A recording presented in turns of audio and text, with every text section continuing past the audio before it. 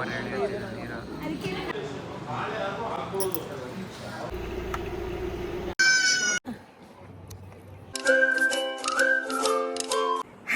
Welcome to Lakshmi Suresh cooking channel. ಇವತ್ತು vlog start ಮಾಡಿದ್ದೀನಿ ಬೆಳಿಗ್ಗೆನೆ.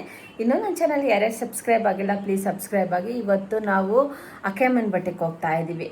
ಪೂಜೆ ಕೂಗವ್ರೆ, ನಮ್ಮ ಅಪ್ಪ ಅವ್ರ ಅಕ್ಕ ಅವರು, ನಮ್ಮ ಅತ್ತೆಯವರು ಕೂಗವ್ರೆ ಪೂಜೆಗೆ ಅಂದ್ಬಿಟ್ಟು ಹೋಗ್ತಾ ಇದ್ದೀವಿ.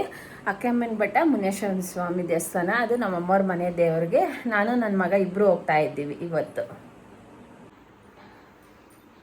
ಮನೇಲಿ ಪೂಜೆ ಎಲ್ಲ ಆಯಿತು. ಪೂಜೆ ಎಲ್ಲ ಮುಗಿಸ್ಕೊಂಡು ಹೋಗ್ತಾ ಇದ್ದೀವಿ. ಪೂಜೆ ಆಯಿತು, ಸ್ವಲ್ಪ ವೀಡಿಯೋಸ್ ಮಾಡಬೇಕಾಯಿತು, ಅದು ಆಯಿತು. ಇವಾಗ ನನ್ನ ಮಗ ರೆಡಿ ಆಗ್ತಾವನೆ. ರೆಡಿ ಆಗಿದ ತಕ್ಷಣ ಹೋಗಬೇಕು.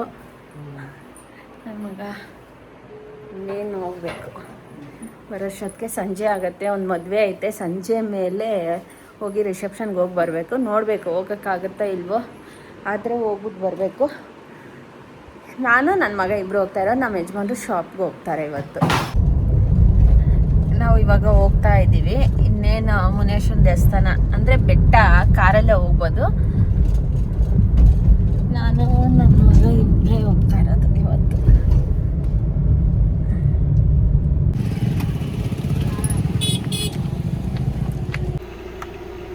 ಜಲ್ದಿ ಹಿಂದಿನ ಬ್ರೇಕ್ ಹಾಕು ಪಾಪ.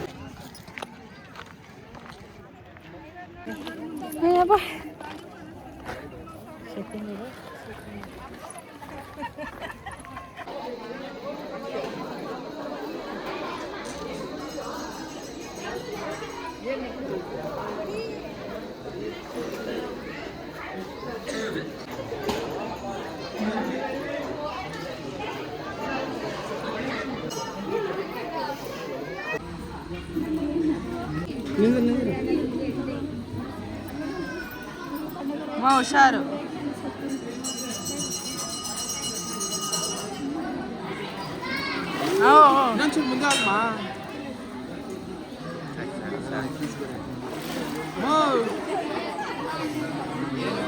ಮುಂದೆ ಇನ್ನೊಂಚೂರು ಮುಂದೆ ತಾವ ಆಗ್ತಿಲ್ಲ.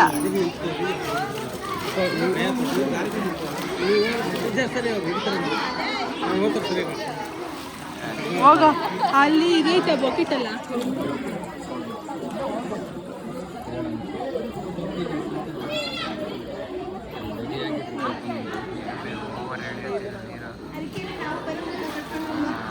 ಇನ್ನೊಂದು ಹಾಂ ಸಾಕು. ಅಕ್ಕೆಮ್ಮನ ಬೆಟ್ಟೆಯಲ್ಲಿ ದೊಣೆಯಲ್ಲಿ ಸ್ನಾನ ಮಾಡಿ ನಾನೇನು ಮುಳುಗ್ಬೇಕು ಅಂದ್ಕೊಂಡಿರಲಿಲ್ಲ. ಇದಕ್ಕಿದ್ದಂಗೆ ಬಂದಿದ್ದ ತಕ್ಷಣ ಮನಸ್ಸಿಗೆ ಅನಿಸ್ತು. ಅಂದರೆ ದೊಣೆಯಲ್ಲಿ ಮುಳುಗಿ 3 ಸಲ ಮುಳುಗಿ ಗಂಗೆ ಪೂಜೆ ಮಾಡಿ ಮುನೇಶ್ವರನ ದೇವಸ್ಥಾನದಲ್ಲಿ ದರ್ಶನ ಮಾಡಿಕೊಂಡು ಅಕ್ಕೆಮ್ಮಗಾರನ್ನ ದರ್ಶನ ಮಾಡ್ಕೊಂಡು ಅಂದ್ಬಿಟ್ಟು ಇದಕ್ಕಿದ್ದಂಗೆ ಅನಿಸ್ತು. ಅದಕ್ಕೋಸ್ಕರ ನಾನೇನು ಬಟ್ಟೆಯನ್ನು ಏನು ತೊಗೊಂಬಂದಿರಲಿಲ್ಲ. ಅದೇ ಬಟ್ಟೆಯಲ್ಲೇ ಮುಳುಗಿ ಅಲ್ಲಿ ಗಂಗೆ ಪೂಜೆ, ಹೂವು, ಅರ್ಶಿನ ಕುಂಕುಮ, ಬಳೆ ಬಿಚ್ಚಾಲೆ, ಹೂವು ಎಲ್ಲ ಇಟ್ಟು ಪೂಜೆ ಮಾಡಿದ್ವಿ. ಅಲ್ಲಿ ಪೂಜೆ ಆಗ್ತಾ ಇದ್ದಂಗೆ ಅಲ್ಲಿಂದ ಮುನೇಶ್ವರನ ದೇವಸ್ಥಾನ, ಅದು ನಮ್ಮ ಅಮ್ಮವ್ರ ಮನೆ ದೇವರು. ಅಲ್ಲಿ ಮುನೇಶ್ವರನ ದೇವಸ್ಥಾನಕ್ಕೆ ಹೋಗಿ ಅಲ್ಲಿ ಪೂಜೆ ಮಾಡಿಕೊಂಡು ಇವಾಗ ಅಕ್ಕೆಮ್ಮ ಬೆಟ್ಟಕ್ಕೆ ಹೋಗಿ, ಅಕ್ಕೆಮ್ಮಗಾರರ ದೇವಸ್ಥಾನ 2 ದೇವಸ್ಥಾನ ಇರೋದಿಲ್ಲಿ. ಮುನೇಶ್ವರ ದೇವಸ್ಥಾನ ಬಂದು ನಾನ್ ವೆಜ್ಜು, ಅಕ್ಕೆಮ್ಮಗಾರ ದೇವರು ಬಂದು ವೆಜಿಟೇರಿಯನ್. ಅಂದರೆ ಅಮ್ಮನಿಗೆ ಮುನೇಶ್ವರನ ದೇವಸ್ಥಾನಕ್ಕೆ ಅಂದರೆ ನಾನ್ ವೆಜ್ ಮಾಡೋರು. ಇವಾಗ ನಮ್ಮ ಮನೆಗಳಲ್ಲಿ ಏನು ಮಾಡ್ತಾರೆ ಅಂದರೆ, ಏನಾನ ಪೂಜೆ ಮಾಡಬೇಕು ಹರಕೆ ಮಾಡ್ಕೊಂಡಿದ್ರೆ ಅಂದರೆ ಮುನೇಶ್ವರನ ದೇವಸ್ಥಾನದಲ್ಲಿ ಹೂವು ಪೂಜೆ ಕೊಟ್ಟು ಆರತಿ ಮಾಡಿ ಕೋಳಿ ಮೇಕೆ ಕಟ್ ಮಾಡಬೇಕಂದ್ರೆ ಕೆಳಗಡೆ ಬೆಟ್ಟದ ಕೆಳಗಡೆನೆ ತೀರ್ಥ ಹಾಕಿ, ಇಲ್ಲಿ ದೇವಸ್ಥಾನದಿಂದ ತೀರ್ಥ ತೊಗೊಂಡೋಗಿ ಕೆಳಗಡೆ ತೀರ್ಥ ಹಾಕಿ ಅಲ್ಲಿ ಇದು ಮಾಡ್ತಾರೆ. ಬೆಟ್ಟದ ಮೇಲೆ ಏನೂ ಮಾಡಲ್ಲ. ಮತ್ತು ಅಕ್ಕೆಮ್ಮಗಾರನ್ನ ಮಾಮೂಲಿ ಪೂಜೆ ಮಾಡ್ಕೊಂಡು ಹೋಗ್ತೀವಿ.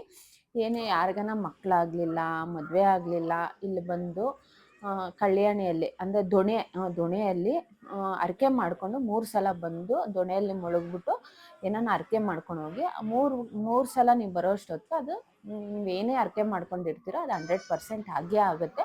ಮೈನ್ ಬಂದು ದೊಣೆಯಲ್ಲಿ ಅಷ್ಟು ಪವರ್ಫುಲ್ ಇರುತ್ತೆ ನೀರಲ್ಲಿ. ಅಂದರೆ ನೀರಲ್ಲಿ ಏನಾನ ಬೇಕು, ಏನಾನ ಹರಕೆ ಮಾಡ್ಕೊಬೇಕು, ಒಳ್ಳೇದಾಗಬೇಕಂದ್ರೆ ಬಂದು ಇಲ್ಲಿ ಪೂಜೆ ಮಾಡಿಕೊಂಡು ದೊಣ್ಣೆಯಲ್ಲಿ ಸ್ನಾನ ಮಾಡಿ ಅಲ್ಲಿಗೆ ಹಂಗೆ ಪೂಜೆ ಮಾಡಿ ದೇವ್ರಿಗೆ ಪೂಜೆ ಮಾಡ್ಕೊಂಡು ಹೋಗಿ. ಯಾರಿಗಾನ ಏನಾನ ಹರಕೆ ಅಂದರೆ ಒಳ್ಳೇದಾಗಬೇಕು ಅಂದರೆ ತುಂಬ ಪವರ್ಫುಲ್ಲು. ಅಲ್ಲಿ ಎಲ್ಲ 2 ದೇವಸ್ಥಾನದಲ್ಲೂ ಪೂಜೆ ಮಾಡ್ಕೊಂಡು ಇವಾಗ ವಾಪಸ್ ಹೋಗ್ತಾ ಇದ್ದೀವಿ. ಅಷ್ಟರಲ್ಲೇ ಅರ್ಧ ಬಟ್ಟೆನೇ ಒಣಗೋಯ್ತು. ನಾನೇನು ತೊಗೊಂಬಂದಿರಲಿಲ್ಲ, ಅಂದರೆ ಮದುವೆಗೆ ಅಂದ್ಬಿಟ್ಟು ತೊಗೊಂಬಂದಿದ್ದೆ. ಆದರೆ ಇವತ್ತು ಆದರೆ ಹೋಗ್ತೀವಿ, ಇಲ್ಲಾಂದ್ರೆ ಹೋಗಲ್ಲ ನಾವು. ನನಗೆ ಒಂದು ಸೆಲ್ಫಿ ತೊಗೊಂಡ್ರಿ. ನಮ್ಮ ಅಮ್ಮವರು ನಮ್ಮ ಅಪ್ಪವರೆಲ್ಲ ಬೆಳಿಗ್ಗೆನೇ ಬಂದು ಇಲ್ಲೆಲ್ಲ ಪೂಜೆ ಮಾಡಿಕೊಂಡು ಇವಾಗ ಫಂಕ್ಷನ್ ಜಾಗದಲ್ಲಿದ್ದಾರೆ. ಅಲ್ಲೇ ನಮ್ಮ ಮಗಳನ್ನ ನಾನು ಪಿಕ್ ಮಾಡಿಕೊಂಡು ಬಂದ್ವಿ. ಫಂಕ್ಷನ್ ಜಾಗದಲ್ಲಿ ಒಂದು ವಿಡಿಯೋನೂ ಮಾಡೋಕ್ಕಾಗಲಿಲ್ಲ, ಸುಮ್ಮನೆ ಆಗೋದ್ವಿ. ಎಲ್ಲ ಸೇರಿದ್ರು. ಅವಾಗೆ ಹೋಗಿದ ತಕ್ಷಣ ಊಟ ಮಾಡಿದ್ವಿ. ಊಟ ಮಾಡಿಕೊಂಡು ಅಲ್ಲಿಂದ ನಾವು ಇವಾಗ ಕಾಳಮ್ಮನ ದೇವಸ್ಥಾನಕ್ಕೆ ಬಂದಿದ್ದೀವಿ. ಕಾಳಮ್ಮನ ದೇವಸ್ಥಾನದಲ್ಲಿ ಪೂಜೆ ಮಾಡಿಕೊಂಡು ಇವಾಗ ವಾಪಸ್ಸು ನಾವು ಮನೆಗೆ ಹೋಗ್ತಾ ಇದ್ದೀವಿ. ನಮ್ಮ ಅಪ್ಪವ್ರ ಫ್ರೆಂಡ್ ಅವ್ರದ್ದು ಮದುವೆ ಇತ್ತು. ನಾವು ಅದು ಹೋಗೋಕ್ಕಾಗಲಿಲ್ಲ. ಇನ್ನು ಸ್ಟಾರ್ಟ್ ಆಗೋದು 9 ಗಂಟೆಗೆ. ಅವರು ಅಂದರೆ ಮದುವೆ ಬಂದು 8 ಗಂಟೆ 9 ಗಂಟೆ ಆಗುತ್ತೆ. ಅದಕ್ಕೋಸ್ಕರ ನಾವು ಮನೆಗೆ ಬರೋಷ್ಟೊತ್ತಿಗೆ 12-1 ಗಂಟೆ ಆಗೋಗುತ್ತೆ ಅಂದ್ಬಿಟ್ಟು ನಾವು ಅದು ಕ್ಯಾನ್ಸಲ್ ಮಾಡ್ಕೊಂಬಿಟ್ವಿ. ಅದರಲ್ಲಿ ನಾವು ಗ್ಯಾಸ್ ಸ್ಟವ್ ತೊಗೊಂಬರ್ಬೇಕಾಗಿತ್ತು. ಅದಕ್ಕೆ ಇಲ್ಲಿಗೆ ಬಂದು ದೊಡ್ಡಬಳ್ಳಾಪುರದಲ್ಲಿ ಗ್ಯಾಸ್ ಸ್ಟವ್ ತೊಗೊಂಡ್ವಿ. ಇಲ್ಲೇ ಅವರು ಓಪನಿಂಗ್ ಮಾಡ್ತಾವ್ರಿ. ಯಾಕಂದರೆ ಮನೆಗೆ ಹೋದ್ಮೇಲೆ ಅವರು ರಿಟರ್ನ್ ಇರಲ್ವಂತೆ, ಗ್ಯಾಸ್ ಸ್ಟವ್ ಮಾತ್ರ. ಅದಕ್ಕೋಸ್ಕರ ಅಲ್ಲೇ ಅವರು ಅನ್ಬಾಕ್ಸಿಂಗ್ ಮಾಡಿ ಎಲ್ಲ ಚೆಕ್ ಮಾಡಿ ನಮಗೆ ಕೊಡ್ತಾವ್ರೆ. ನಾವು ಇವಾಗ ವಾಪಸ್ಸು ನಾನು ನನ್ನ ಮಗಳು ಬರ್ತಾವಳೆ. ನನ್ನ ಮಗಳು, ನಾನು, ನನ್ನ ಮಗ 3 ಜನನೂ ಹೋಗ್ತಾ ಇದ್ದೀವಿ.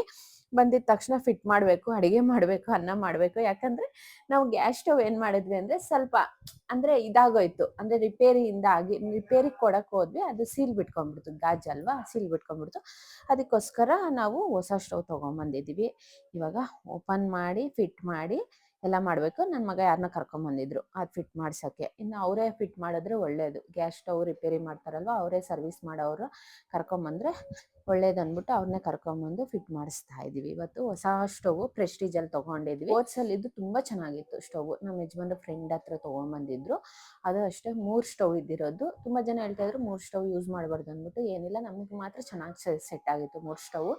ತುಂಬ ಅಡುಗೆನೂ ಮಾಡಿದ್ದೀವಿ ಚೆನ್ನಾಗಿ. ಅಂದರೆ ನಮಗೆ ಫಾಸ್ಟ್ ಕುಕ್, ಅಂದರೆ ಬೇಗ ಆಗ್ತಾಯಿತ್ತು ಅಡುಗೆಯಲ್ಲಿ. ನಾವು ಪ್ರಿಪೇರ್ ಮಾಡುವಾಗ ಬೇಗ ಅಡುಗೆ ಆಗ್ತಾಯಿತ್ತು.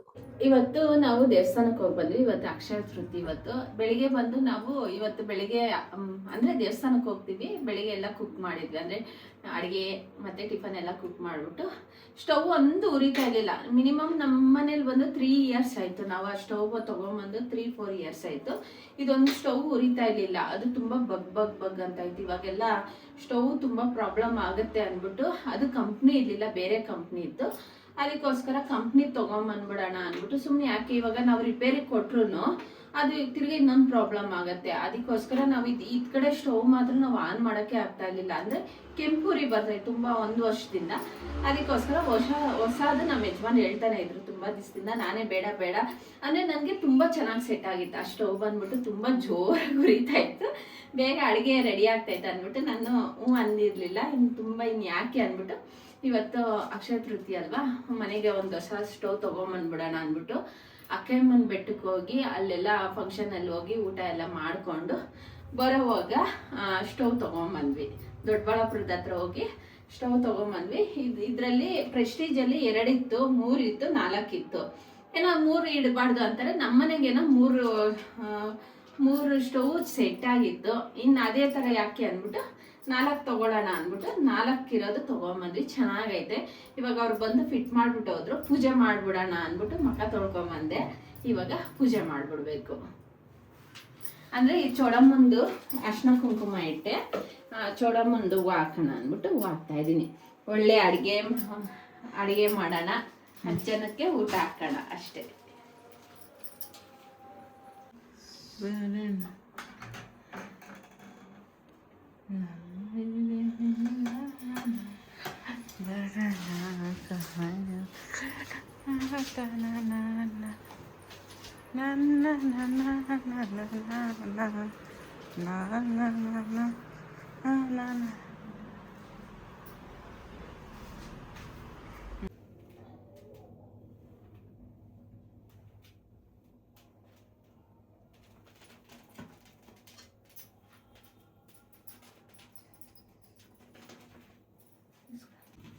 ಫಸ್ಟು ಹಾಲು ಕಾಯಿಸೋಣ ಅಂದ್ಬಿಟ್ಟು ಆಮೇಲೆ ಬೇರೆ ಅಡುಗೆ ಮಾಡೋಣ.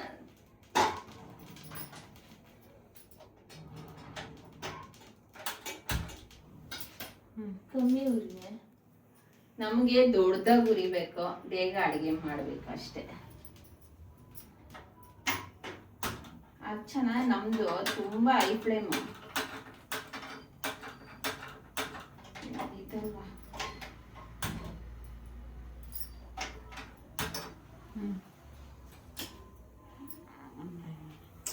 ಒಳ್ಳೆ ಇದಾಯ್ತು. ಏನಿಲ್ಲ, ಸುಮ್ಮನೆ ಆಗುತ್ತೆ, ಗೊತ್ತಾಗಲ್ಲ.